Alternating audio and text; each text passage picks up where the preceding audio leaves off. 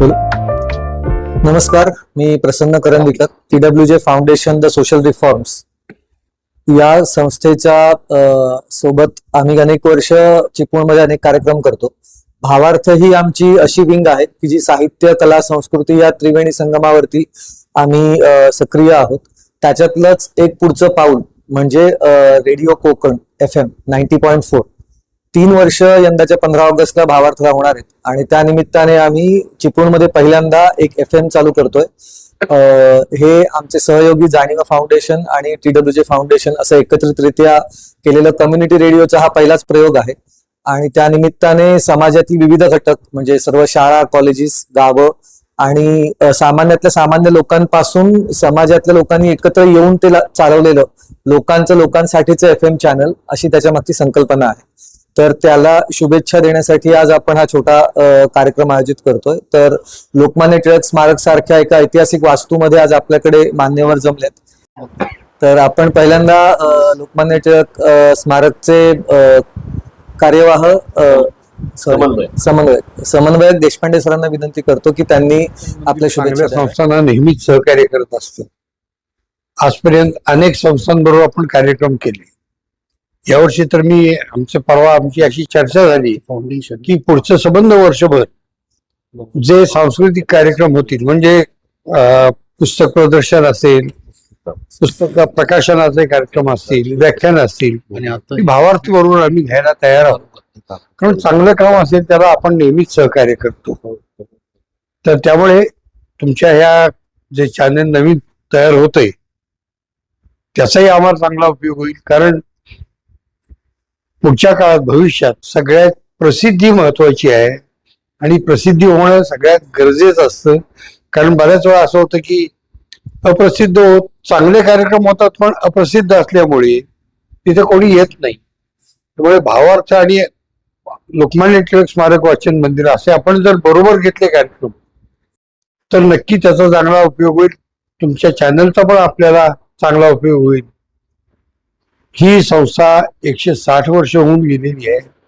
अशा चांगल्या संस्थेची म्हणजे चांगल्या संस्थेचे तुम्हाला सहकार्य आहे आणि यापुढे कायमचं राहील एवढं मी आश्वासन देतो. नमस्कार, मी डॉक्टर यतीन जाधव. लोकमान्य टिळक स्मारक वाचन मंदिर ही जी दिग्गज संस्था आहे कोकणाच्या कला, साहित्य आणि सामाजिक सांस्कृतिक क्षेत्रातली, त्याचं अध्यक्ष म्हणून काम करण्याचं भाग्य मला मिळालेलं आहे.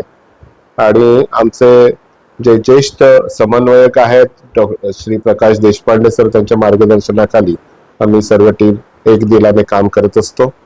आज अतिशय दुर्मिळ योग आणि जो कधी आपल्या या हिली एरियामुळे, डोंगरी भागामुळे कधी आपल्याकडे FM चॅनल सुरू होऊ शकेल की नाही.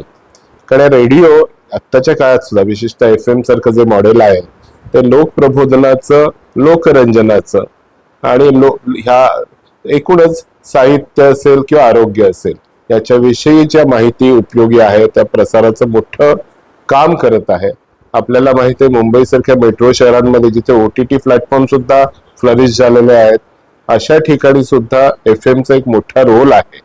आणि हे जे FMचं मोठं क्रांतिकारी पाऊल जे TWJ आणि त्याला जे फाउंडेशन दिलंय लोटिस माने, ते फाउंडेशन असं जे एकत्र काम होतंय आणि अतिशय उत्तम माणसाच्या हस्ते, ज्याचा जे सर्जन आहेतच पण सर्जकशील पण आहेत असे आमचे डॉक्टर भास्कर जगताप सर, ज्यांनी मला त्यांचे जुने जे मित्र कंपनी सांगते की त्या माणसाने ज्या सहृदयतेने आणि ज्या सढळपणे समाजातल्या सामान्य माणसाला जो मदतीचा हात दिलाय आणि कुठेही अर्थार्जनाचं साधन म्हणून प्रॅक्टिसकडे न बघता जी प्रचंड लोकसेवा केलेली आहे अशा माणसाच्या हस्ते, आणि त्यामुळेच त्या सगळ्यांमुळे डॉक्टरना जे काही सफर करावं लागतं आरोग्यविषयक ते सुद्धा सफर केलेलं आहे.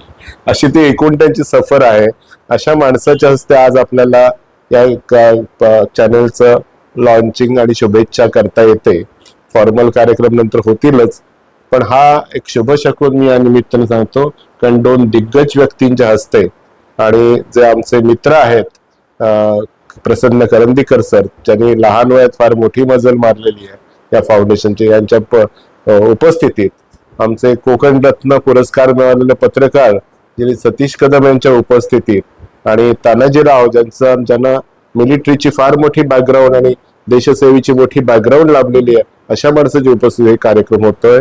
मी श्री भास्कर जगताप सर जे आपले सिव्हिल सर्जन देखील आहेत, मोठ्या पोस्टवर आहेत, त्यांना मी विनंती करतो की सरांनी शुभेच्छा पर 2 शब्द. मी डॉक्टर भास्कर जगताप, जिल्हा शल्य चिकित्सक रत्नागिरी. आज या ठिकाणी भागवत फाउंडेशनच्या वतीने लोकमान्य टिळक पत्रकार भवनामध्ये आयोजित रेडिओ FM 90.4 च्या कार्यक्रमाच्या निमित्ताने या ठिकाणी जमलेलं असतो. त्याचा उद्घाटन प्रसंगी किंवा आज नव्याने चालू होणारं चॅनल या दुर्गम भागामध्ये, त्या चॅनलला माझे रत्नागिरीच्या सर्व आरोग्य विभागाच्या सर्व संस्थांकडून त्यांना शुभेच्छा व्यक्त करतो. आणि फार बरं वाटलं की निदान इथून चिपळूणपासून पुढे जात असताना कधीतरी FM रेडिओ ऐकायला भेटेल. आणि दुर्दैव आहे की रत्नागिरीमध्ये सुरुवात झाल्यापासून म्हणजे पोलादपूर मी सोडल्यानंतर FM रेडिओ लागत नाही आहे. फार क्वचित एका ठिकाणी लागतं, पण विदिन अ सेकंड ते निघून जातं. त्यानिमित्तानं प्रवास करत असताना, कारण प्रत्येकदा आम्हाला संस्थेमध्ये फिरत असताना कुठेतरी प्रवास होतो आणि त्या प्रवासामध्ये गाणी मोबाईलवरती ऐकण्यापेक्षा FM वरती ऐकल्यानंतर त्या जाहिराती वगैरे असतात आणि जाहिरातीमुळं अनेक गोष्टी कळतं आपल्याला या दुर्गम भागात राहत असताना. आणि तसंच आमच्या आरोग्याच्या काही विविध कार्यक्रम असतील. आरोग्याची संस्था आमच्या कामते उपजिल्हा रुग्णालय ज्या ठिकाणी आहे आणि इतर काही संस्था आजूबाजूला गुहागरला आहे किंवा कळंबणीमध्ये आहे आणि पूर्ण रत्नागिरी जिल्ह्यामध्ये ज्या महाराष्ट्र शासन आरोग्य सेवेच्या मार्फत जे काही राष्ट्रीय कार्यक्रम राबवले जातात त्याची माहिती देखील ह्या FM चॅनलमध्ये प्रसारित करता येईल आणि शेवटच्या क्षणापर्यंत शेवटच्या वर्गापर्यंत आमची माहिती जाईल त्या पोहोचवण्याकरता रेडिओ FM आम्हाला उपयोगी पडेल अशी आम्ही ग्वाही किंवा इच्छा व्यक्त करून या ठिकाणी मला बोलावल्याबद्दल आणि त्यांना धन्यवाद देत मी त्यांचा आभारी आहे, ऋणी आहे. जय हिंद, जय भारत. असेच